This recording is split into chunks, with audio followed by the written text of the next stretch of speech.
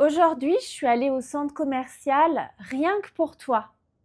Je suis allée filmer des situations de la vie courante et je vais te donner l'opportunité de parler en français, de réfléchir à ce que tu vas dire en regardant ces situations. Tu vas pouvoir faire des phrases simples ou des phrases plus complexes. C'est toi qui choisis. Mais je t'encourage vraiment à réfléchir à ce que tu vois et à essayer de formuler des phrases. D'accord? Et puis comme tu le sais peut-être maintenant, si tu le souhaites, tu peux écrire tes phrases dans les commentaires et je les corrigerai. Alors on va commencer tout de suite avec la première situation.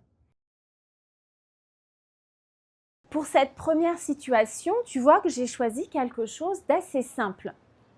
Mais il faut quand même que tu sois capable d'expliquer ce que tu vois. Regarde bien. Que font ces personnes? Où sont-elles? Quel est leur but?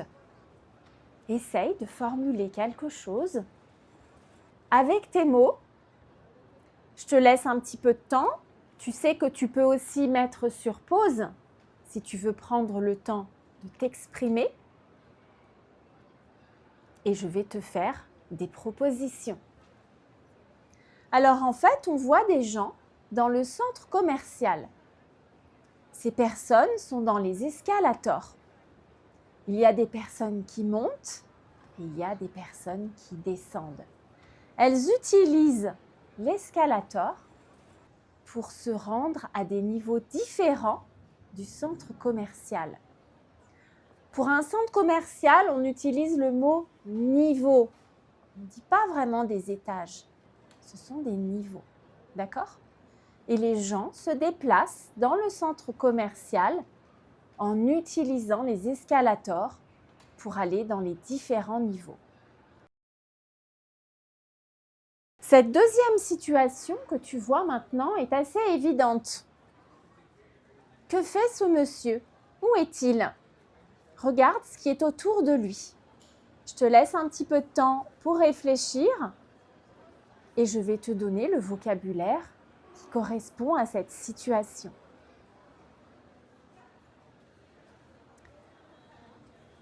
Tu vois que ce monsieur est assis à une table.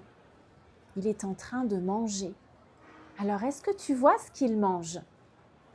Il mange un hamburger. Alors, je pense qu'il a acheté un menu.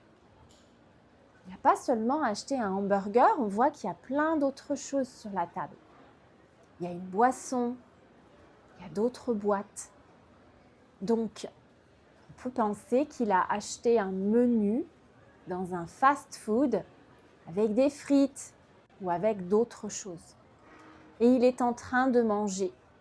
Tu peux dire aussi qu'il est en train de se restaurer. C'est un verbe qu'on peut utiliser dans ce contexte. Cette fois-ci, on est dans un magasin. Est-ce que tu sais comment s'appelle ce magasin?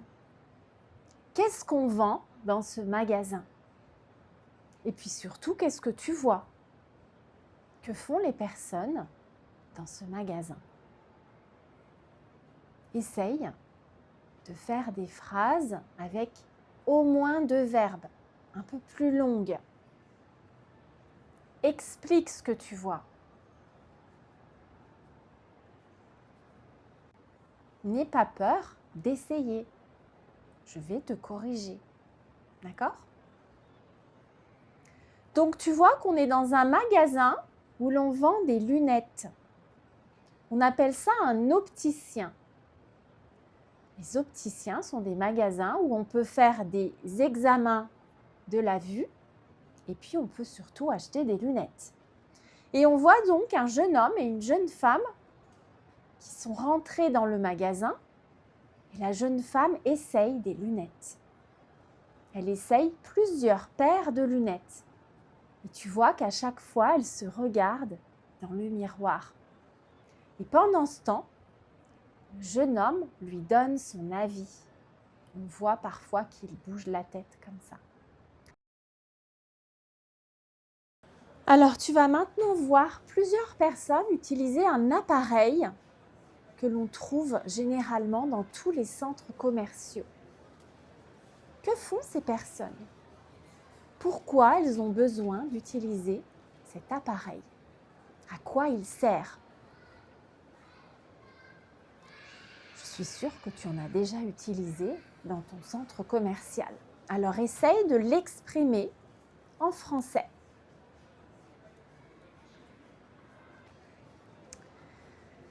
Cet appareil, c'est un écran tactile. Ça veut dire qu'on peut utiliser ses doigts pour écrire, pour consulter le plan, pour regarder le nom des magasins. Et en fait, c'est un écran qui te permet de te repérer dans le centre commercial, de savoir où sont les magasins que tu cherches. Tu vois qu'ici, il y a une jeune fille qui tape le nom d'un magasin et une fois qu'elle l'a trouvé, elle clique sur la petite image et ça lui permet de voir où se trouve le magasin sur le plan.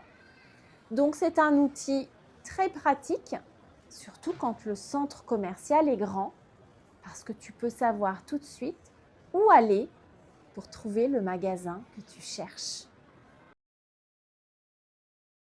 Alors je pense que c'est assez facile pour toi de deviner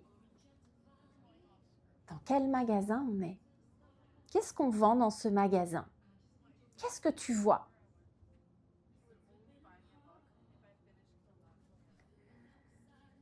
Donc ici, on est dans un magasin où l'on vend des livres.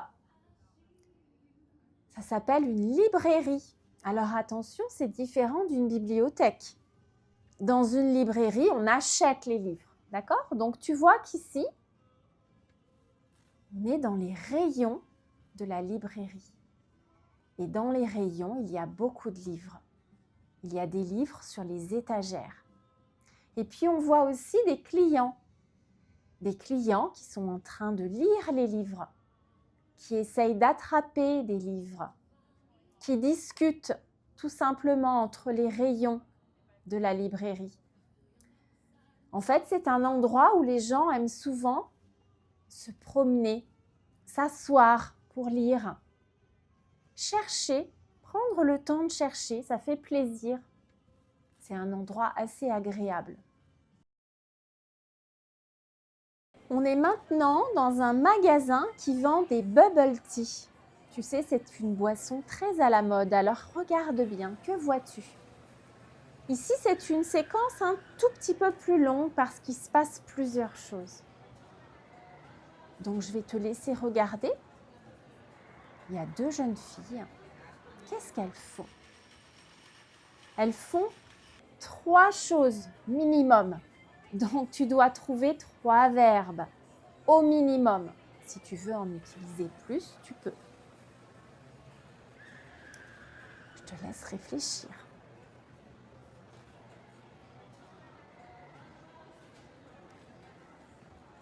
On voit ici 2 jeunes filles qui sont en train de passer commande sur un écran. Elles passent la commande directement sur l'écran. Puis ensuite, quand la commande est prête, elles vont aller chercher leur boisson. Tu vois qu'elles se sont déplacées, elles sont allées au comptoir. Elles ont pris leur boisson et puis elles ont aussi pris des pailles pour boire la boisson. Et puis enfin, elles s'en vont. Elles repartent dans le centre commercial. Alors pour cette séquence, tu vois qu'il se passe plusieurs choses, donc je vais te laisser choisir parce que tu ne peux pas tout dire, d'accord? Il y a plusieurs personnes et chacun est occupé à faire des choses différentes. Que vois-tu? Où est-ce qu'on se trouve? Que font les uns et les autres? Prends le temps de bien regarder, choisis la situation que tu veux dans cette séquence et propose 1, 2, 3 phrases.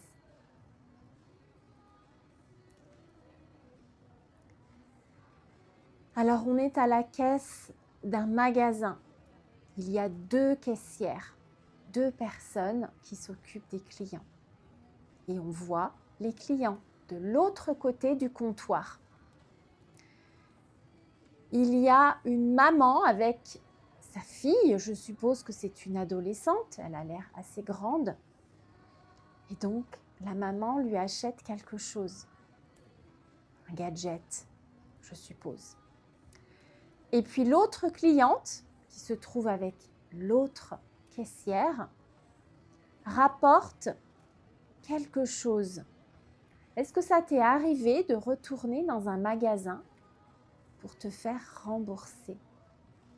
Eh bien, je pense qu'elle est là pour se faire rembourser un produit qu'elle a rapporté dans le magasin. D'accord?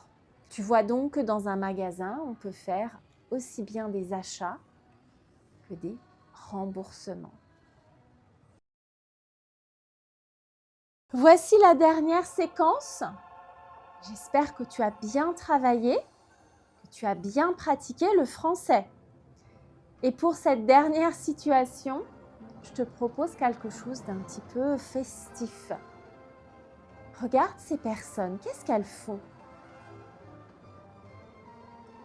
Elles ont l'air très intéressées par quelque chose. Qu'est-ce qui se passe? Regarde bien.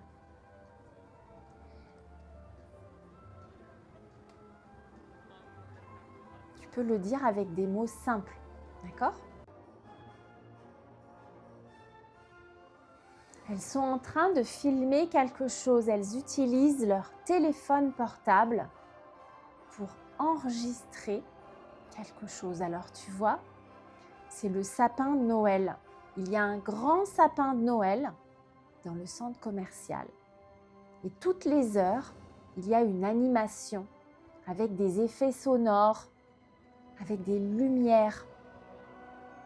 Et donc ce sapin est illuminé.